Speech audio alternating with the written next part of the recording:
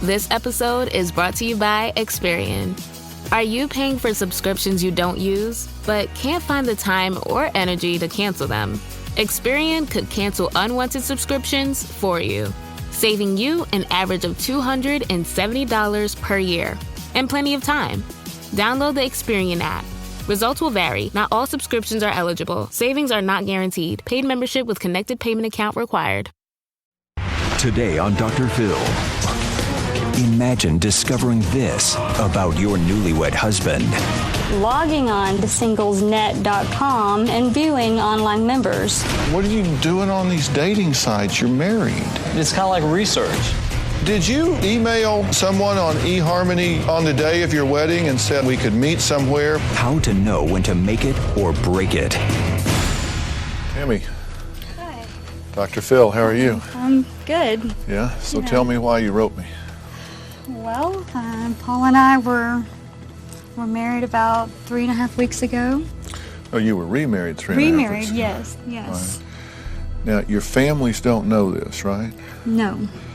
And you're kind of keeping an eye on him right now, just like you do when you're at home, right? Yes. Because we're talking spyware, computers, Yes. all that. Yes. Why did you remarry him if you didn't trust him enough to... I mean, that seems inconsistent. I don't trust this guy so much I got to watch him, but I think I'll remarry him. Well, I don't think we had a huge trust issue the first time around, but I realized very quickly into the second time around that I did have a trust issue with him, and it was serious. Well, your instincts were right because you found him on dating sites, right? Yes. All right. So you have trouble getting him to own up to things, to be straight. Absolutely. So you need my help. Yes. All right. Well, we're going to do that right now. Thank you. I'll see you out there. Okay. Okay? Thank All right, you. good. Stand by, Dr. Phil. Some say it's a hard life, but it's hard for us all. Always hold on. In 10, Always 9, be strong. Reach out for a 5, safe 4, place to 3, fall. 2. Darkness, I need a hand to pull me through. Stand by, camera 6. I know Go, Dr. Phil.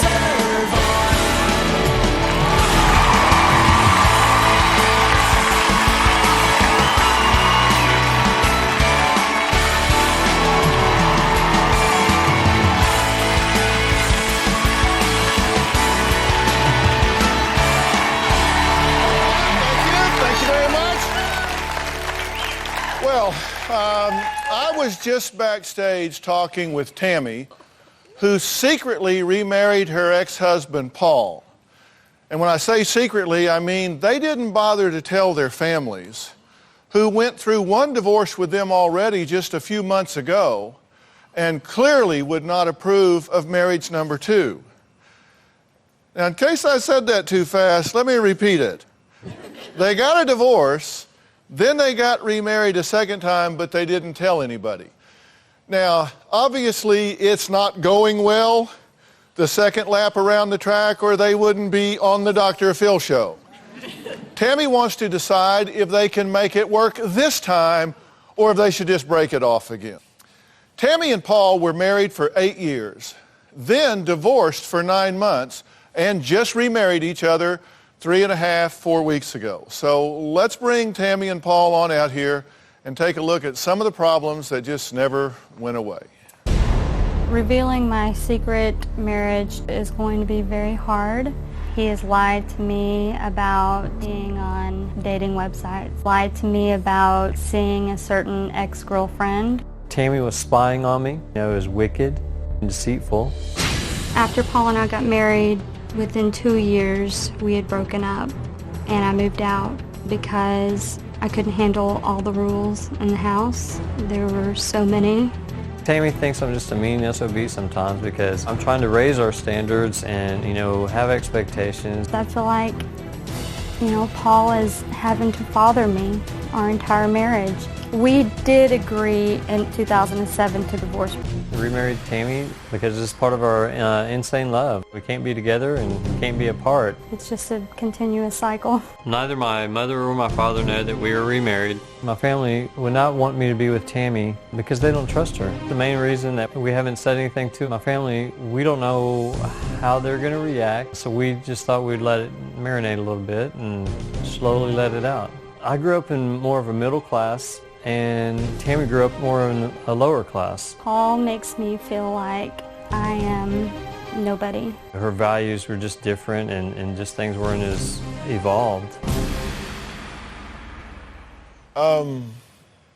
That's an interesting choice of words. We'll just let this marriage marinate. What's that mean? Well, Do you have a plan to tell the family at some point, or that's what I'm asking, I guess?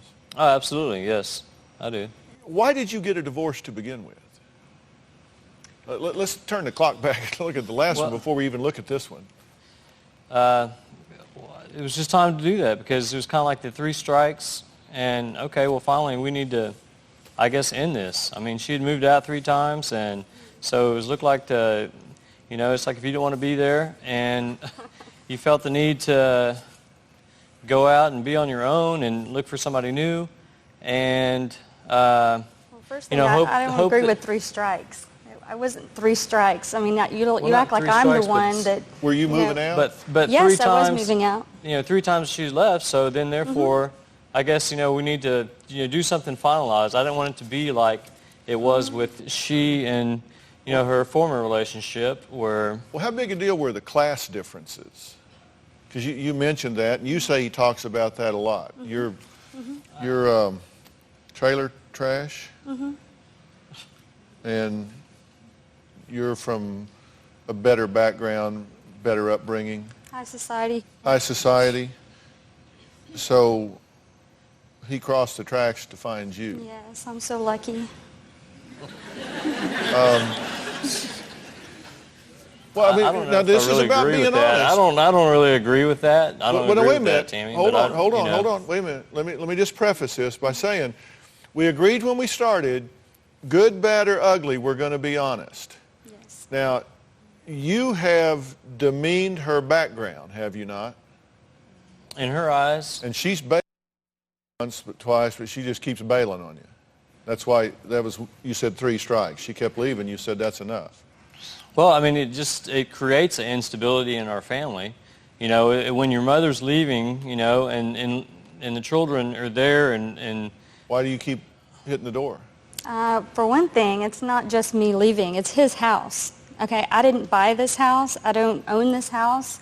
If anyone's going to leave, I'm going to have to leave. It's not like I can kick him out. Have you left repeatedly? Yes, I have left repeatedly. Did you want her to leave when she left those times? No, especially not the last time. So, but you left anyway? I left because I had to, for my health. Okay, well, we're going to talk about your health when we come back. And we're going to talk about one of Paul's biggest issues and what Tammy is doing to Paul when we come back.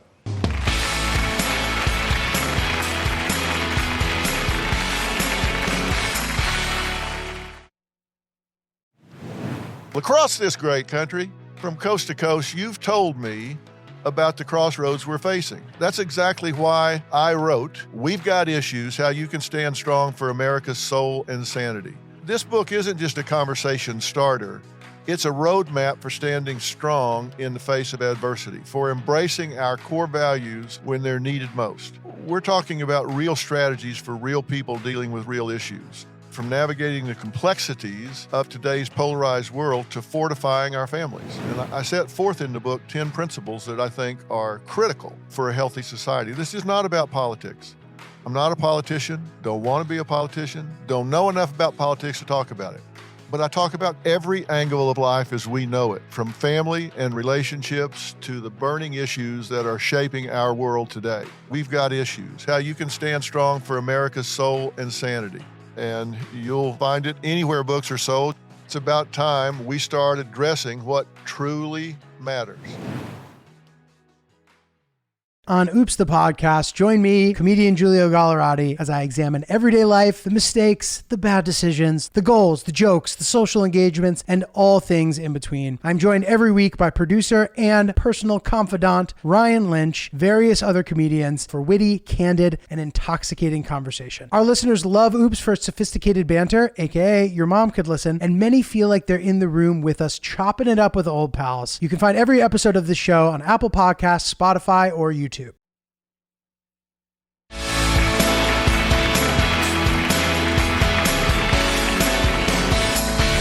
We both made the decision that we should just go ahead and get married, because if we had delayed, we might not do it. It seemed like it was more of her idea, and she wanted to do it fast, so I just had to trust her and just jump back into the marriage.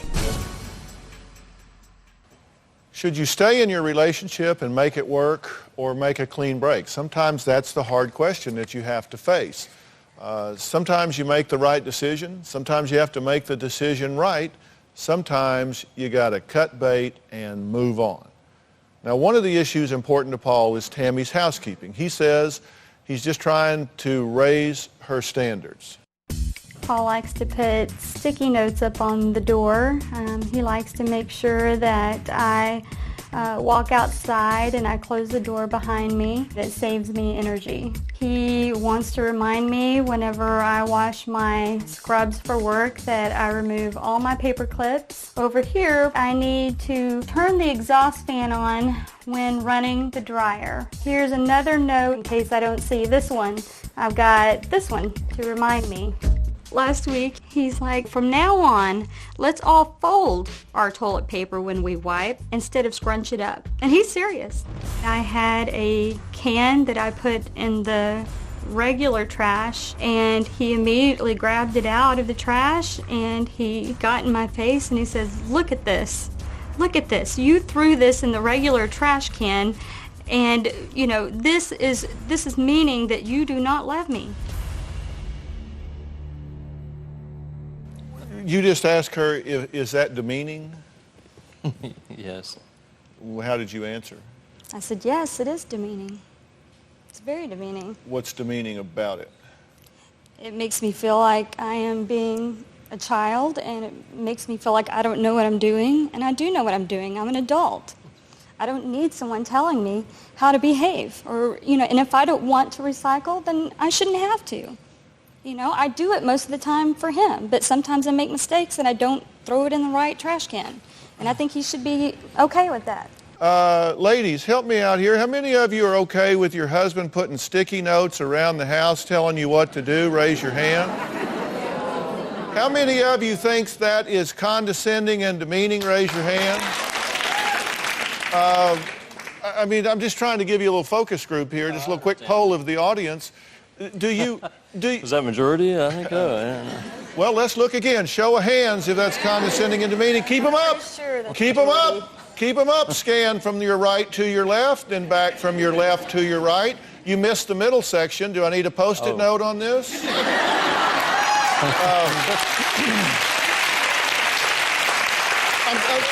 not going to... Take it from me. I've been married 30 years. Despite the fact that I've been getting a divorce apparently for the last year, according to the tabloids. 32. What are you saying there, ma'am? It's actually 32 years last week. 32 years, excuse me.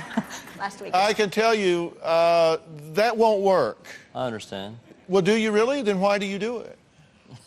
I just did it one time. Listen, I mean, as ugly as it sounds, it is a big part of the problem here that you just do think you married beneath yourself. She just doesn't have the upbringing. She didn't have the parents that prepared her properly. As ugly as that may sound, I mean, that's what you think, isn't it? I read it in a book. I don't believe it. I never believed it. You certainly espouse it. Certainly. You say it to her. Does he say it to you? Yes. Why would you say it to her at home, but you won't own it now? Saying what? That you married beneath you, that she's trailer trash, that she's, quote, a dumbass, that she's, You've referred to her as the N-word. You've called her stupid, idiot, trailer trash, and dumbass. That's, is that clear enough? That should do it. I think so, yes. I mean, that suggests to me that you think she's... beneath me? Yeah. I do like anybody, you know. I mean, you try to teach somebody something, it's like she's very teachable and accepts anything else from someone else. And I don't look at it that way. But you come from a higher class, in your opinion. If there is such a thing, I don't make judgments. I mean... Well, but one of the things that confused me, if you come from a higher class, how come when y'all got a divorce, she's paying you child support? Well, she didn't. It was written in the documents, but, you know... Well, you filed for it. You asked for it. Yeah. So you want a little patches here from the other side of the track to be paying you... Right. To be paying you child support? It was standard... It's written up in the document. Standard. That's just a standard decree. I mean... He told me I was lucky it wasn't $350, that it was just $100 a month. Yeah. Did you read that paperwork? Well, I didn't get the final paperwork until we were divorced. I didn't know. Don't tell me that you got a divorce and you didn't know what the paper said. You had access to the paper. I had access to what was supposed to be not the final papers, but I had signed a waiver that basically gave him all the choice, everything in the divorce. And I had no idea that that's what I was doing. He told me that I was signing a piece of paper that was getting the divorce started. He did not tell me it was a waiver saying that he could make any decision he wanted to in the divorce. You didn't have a lawyer? No, I did not. He told me that the lawyer he got was our lawyer. Everything was going well at this time, and you know, it was kind of a thing where he was like, oh, I'm going to go get us a lawyer so that we can get the divorce started. And I thought we were playing nice with each other. When the paperwork was all going through and filed, you know, we were actually together and... Yes, yeah. I didn't realize, though, that you were taking my daughter away from me at that time, though. I had no idea. I was not taking your daughter away from you. In paper, I was you were. Not, in paper, you were. In paper, but she had the opportunity to have her daughter as much as she wanted, do anything with her. Thank you. And yeah. Thank you, I appreciate that. But if it's not in paper, then, you know, what happens if you decide to go and have another relationship, and then all of a sudden, you know what, that new relationship that you had is probably, you know, oh, you need to go with just what the papers say. Well, boy, things apparently went to hell in a handbasket in 3.5 weeks. So, this was our last... But 3.5 weeks ago, y'all were all in love and getting remarried, right? Yes. Yes. Wow. As crazy as that sounds. Yeah. Well, there are bigger problems here than even that we've talked about. I'm not saying they're not resolvable. We're going to find out when we come back.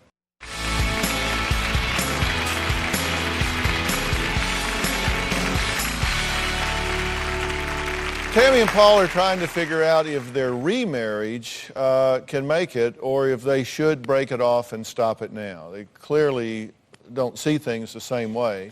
Not only have they kept their remarriage a secret from their families, there are secrets that they've been keeping from each other. Now, Tammy installed something called spyware on her husband's computer. The spyware program sent Tammy a readout of all the websites that Paul had been visiting online. Let's take a look at what she found Paul was up to weeks after they had remarried.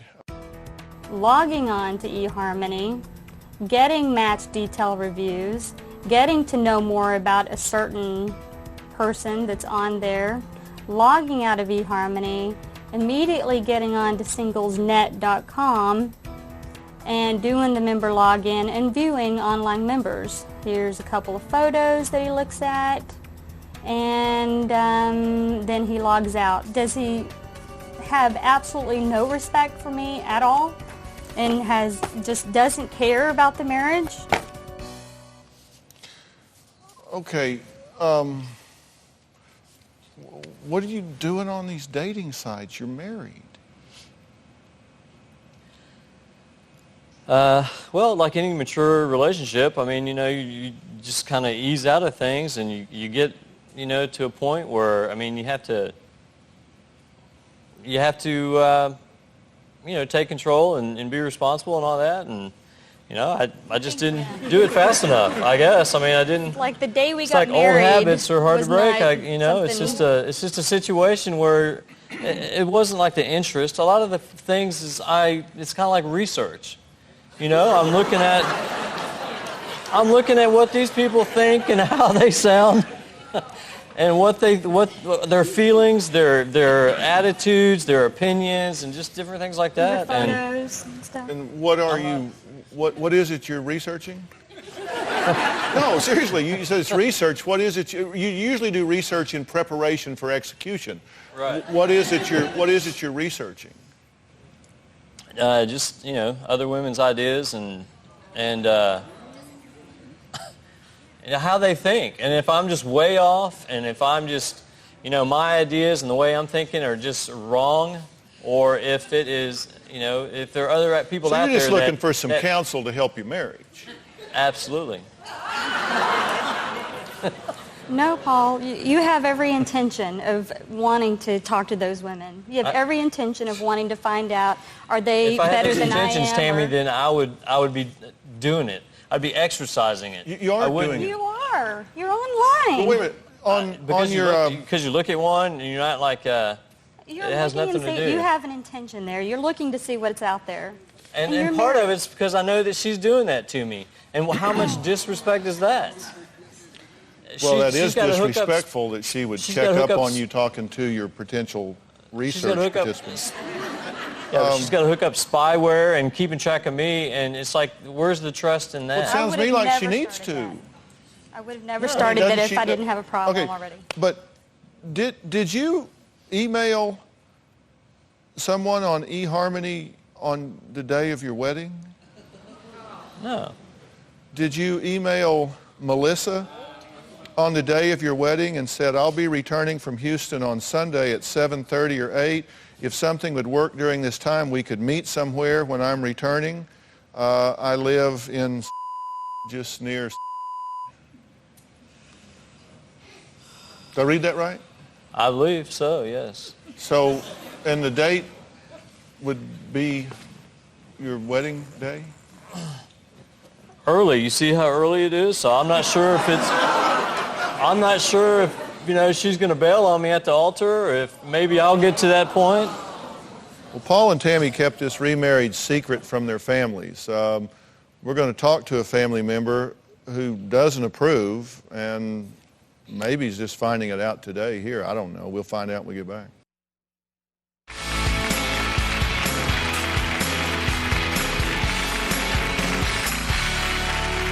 Paul and Tammy remarried each other about a month ago, and they were reluctant to tell their families about their new marriage because, well, they just knew that family members were going to be furious with them because of all the problems in the first marriage. Now, Cindy is Tammy's older sister. She says that they should not have remarried and kept it secret from her, and according to Cindy and Tammy, there have been several scary incidences with Paul. When Paul would get angry at me, he would try to throw shadow punches at me. Just kind of go like this at my nose. Paul would throw me against the wall. I've witnessed Paul slapping Tammy against the head. She had the karaoke machine and he wanted to sing evidently. He grabbed me, just kind of right here against the neck and, just kind of started shaking me. He went through the house screaming at the top of his lungs. And I told him I was going to call the police, and he lunged at me. Tammy went outside to talk to him. Paul picked up Blake and grabbed him against the shoulder, and he was so angry at him that he threw him up against the wall. I'm very afraid of his rages, and he will hurt Tammy and Blake. Cindy, what do you think about this? I'm upset. I hate it. I think that Tammy's above Paul. I don't think she should be with him. So why do you suppose they lied by omission and didn't tell you or anybody else about this? Because she knew that her family would be upset because we're all afraid that sooner or later he'll snap and murder her and my nephew. You're not going to kill anybody, are you? No, sir. No. All right. All right. Why did you get remarried? I mean, America's all screaming at the screen right now saying, why did y'all get remarried? Why did you do it? Well, for one thing, after we got divorced, we were dating about 3 months after that. We were still dating. We were still seeing each other. And we didn't spend, I mean, we tried to have other relationships and, you know, a couple of other dates and things like that, but I kept wanting to be with him. I kept wanting to, you know, hold him. What in particular was it that made you want to be with him? Was it the choking and shaking? Was it the insults and demeaning and condescension? Is he particularly charming when he is abusive with your son? I mean, what was it that popped out the most? Well, unfortunately, I wasn't thinking about those things at the time. Because you know what happens? You get selective memory, don't you? Absolutely. It's kind of like you're together and you just right at each other and you go, I can't take this another second of another minute of another day. I got to get out of here and get a divorce. And then you get away from each other and you start going, well, you know, we had so much fun at the beach and it was so much fun when we would curl up on the couch. And I remember, you know, we did this, we did that. It's kind of like you just get like struck dumb and all of those things that were so strongly present are gone and you just have selective memory and you start missing the person you wish you had been married to. It's not the person you were married to, it's the person you wish you had been married to. And so you glamorize them and you polish them all up and they look great from a distance. And then you get back there about a week later and you go, yeah, I remember why I can't stand this person. That's exactly right. Exactly, to the T, what you're saying. Well, that's exactly how I feel. Fancy that. That's exactly how I feel. I mean... Well, you know, this is an interesting thing. You guys bring an interesting dimension to this that we don't often have because most people, you know, they kind of get that, you know, once you're out, stay out. Usually for most people, it's one trial learning. It's kind of like sticking your hand in a blender. Yeah. You know, you do that one time. You don't need to go back and say, now let's see, was that okay or not? Yeah. Let me try that again. But y'all, that's what y'all did. And so we actually have something here that we don't often have. See, usually if people are talking about getting married, you have to speculate what's going to happen. But with you guys, we have the ability to measure what happens when you're married. You had years of measurement about what happened. So we don't have to speculate. We just measure how y'all got along. And it seems to me that that would be a pretty easy choice. But, you know, even beyond that, there are some really core issues here that go beyond anything we've talked about so far. I'm going to talk about those when we come back. If you would like to purchase a tape or transcripts of your favorite Dr. Phil show, call 866-4-Dr. Phil.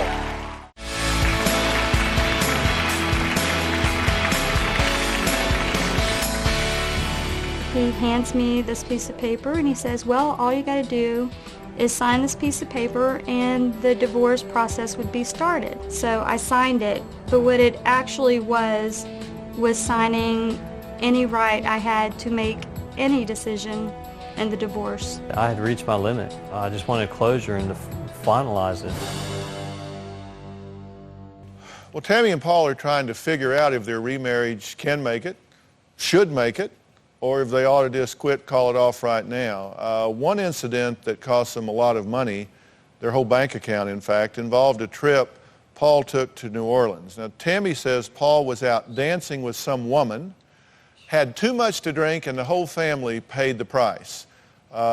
Tammy's sister claims it's even worse than that. Paul went on a boys' trip to New Orleans. He had confessed that he had went out and he drank way too much. There was a woman there at a dance club that was dancing with him. He had hired a prostitute.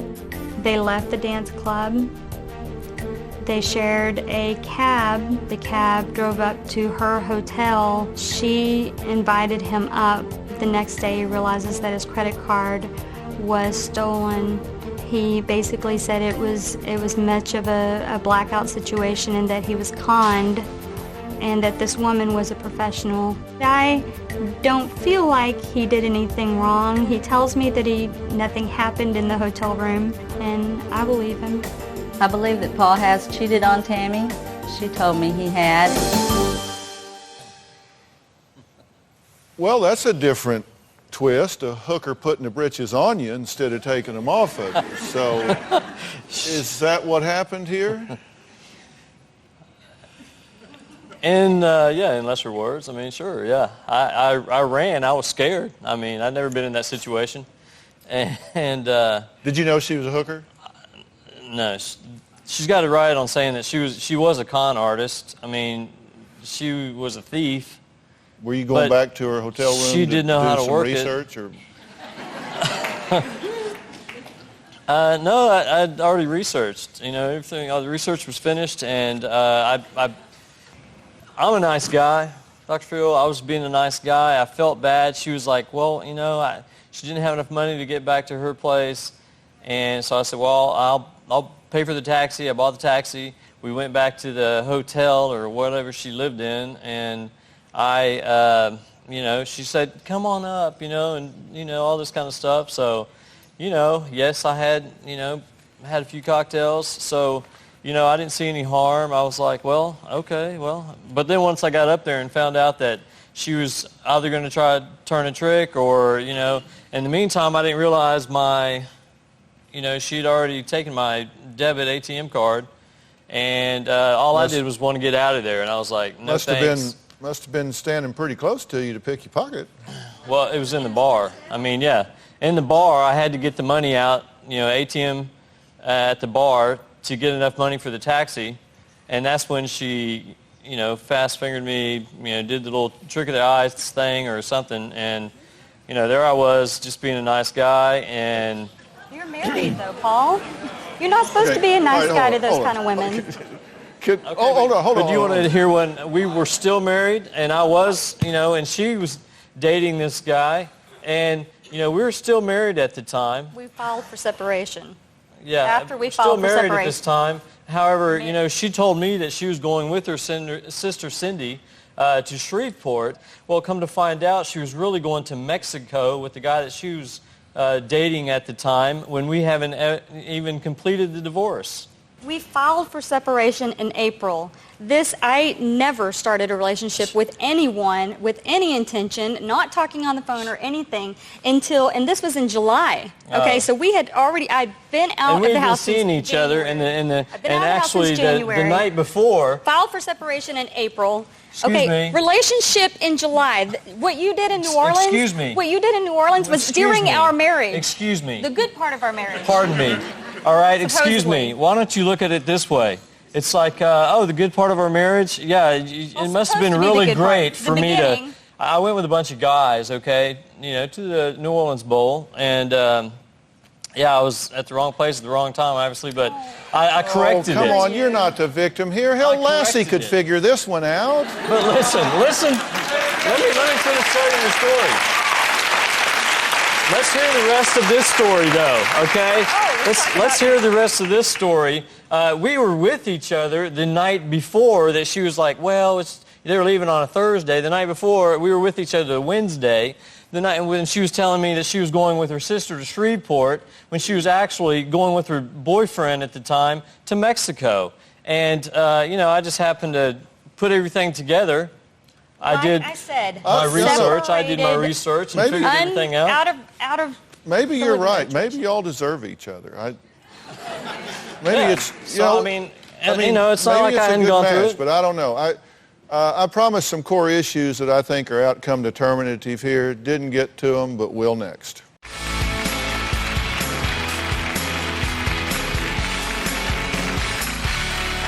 Okay, Tammy and Paul are newly remarried, and as Paul puts it, they're miserable together, they're miserable apart, they're trying to figure out if they can make it work this time, the second time around. Listen, we've talked about some things here, some things we haven't gotten to. There is one overwhelmingly outcome determinative issue here for you, and then there are some for you as well. You think, feel, and believe to the core of your soul that he is abusive to your son, that he is negligent, that he treats your biological daughter that you have between you like a queen and treats your son, which is his stepson, in a negative way, correct? There's been a lot of negative things in the past. You said he's called him names, many years ago. Yelled at him, he's demeaned him, he's thrown him against the wall, one time with a nail sticking out next to his head, which could have hurt him badly. You believe that to be true, correct? Yes. And I'm not even saying you need to agree with that or you don't. I mean, you may totally disagree with that characterization, but you believe that he mistreats your son, both by acts of omission and commission. Okay, let me just cut to the chase. That is a drop-dead deal breaker. Drop-dead deal breaker. I don't care whether you love him. I don't care whether you think he is charming. I don't care if you think he's the only man that will have you or whatever rationale you put in your mind. If you have brought someone into your home that mistreats your child, it is your job to protect that child right now. Okay? And I'm not even saying that you do what she characterizes you as doing. But if you believe that, and you have told us that you do, then to me, there's no issue here. You don't have the right to be married to somebody that mistreats your child. You don't have the right to be with somebody that mistreats your child. And you have a duty and responsibility to get yourself and your child away from that immediately before dark today. It's just that simple. Now, I don't know what? I did leave. I left 3 times during our marriage. You just remarried him 3.5 weeks ago. Look, you need to stop playing the victim here. I didn't read the papers. I thought they were starting the divorce. Gee golly, I didn't know. I just don't know. Well, you now know, because I'm telling you with verbs in my sentences, you need to get out and stay out. Okay? I mean, you have to protect your child.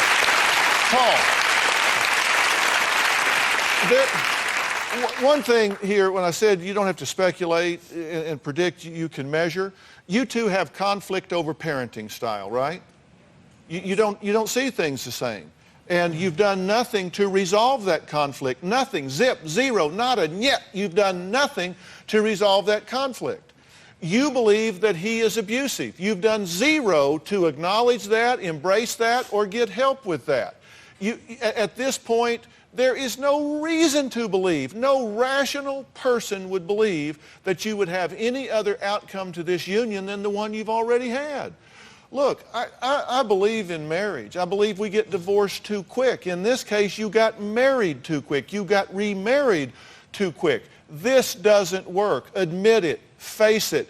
Go get this annulled. Whatever you have to do to undo 3.5 weeks of craziness and become co-parents. But we got married in front of our children. Our children. We have a picture of our... I mean, they're standing next to us. What can we do to... we have a conflict with. And if anybody would be able to see her son now, who she says I abused, they would say, oh my gosh, most anybody that knows her son now says, God, he is 10 times better than he was. Not saying you did it? I'm not saying that. And most people are going to say, well, you had to have some involvement there. I mean, because it wasn't just, her mother and her father, or his mother or her, his father that were taking care of things. It was like, I did a lot. So do you want to stay married? That's not an essay question. Yeah, I know. It's just, do you want to stay married? Do you know? I'm not sure. I mean, there's so many issues, like you said. If you hadn't gotten married 3.5 weeks ago, would you do it today? No. Okay. Do you want to stay married? I would want to stay married if he could stop the rages and stop and treat me nicely and respect me. I would want to. Well, if things were, if we got help. But you understand, if is a really big word.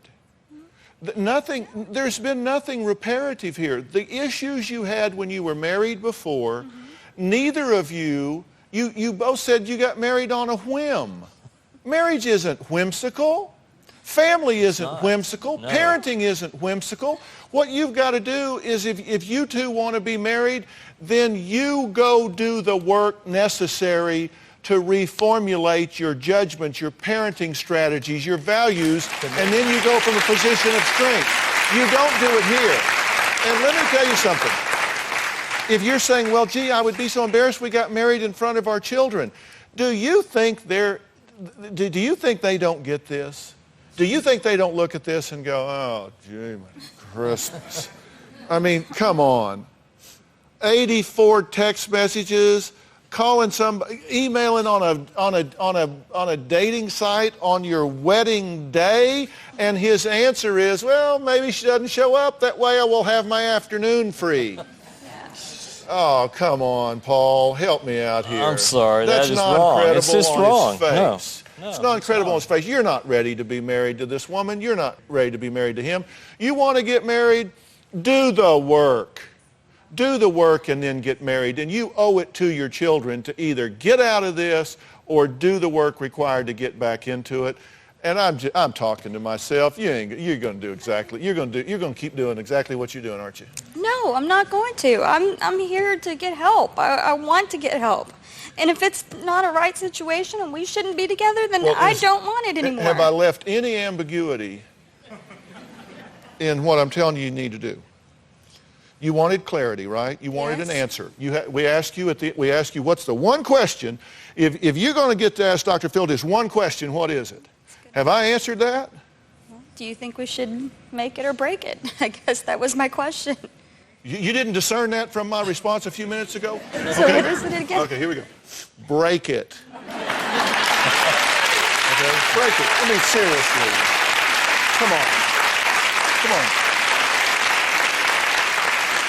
Life's too short. You know, life's too short. You both have work that you need to do on yourselves. You're both young, attractive, intelligent people. You're going down the wrong path here. Admit it. Whoop a you and get out of here. Get out of this. Get out. Get out. Get out. Get out. This isn't right. It's sick. It's unhealthy. It's bad for the kids. It's bad for your self-esteem. I mean, he's calling you trailer trash and calling girls on your wedding day. What are you going to do? What's it take? I don't know. I keep thinking Does he have to get physical? Oh, never mind. He did. Oh, yeah. I mean, come on. That's why you always I say, have hope that things are going to change. And they can change if you do the work. If, you're big on if. If y'all are willing to do the work, I am happy to make resources available to you to do some premarital counseling, to resolve the issues that you've had before, to bring in some professionals to work with you, and then you can decide whether it's fixable or it's not. But in the meantime, this is 9 miles of bad road to nowhere. All right. There's a couple in our audience who were considering remarrying. I'm going to ask how they feel after watching this when we come back.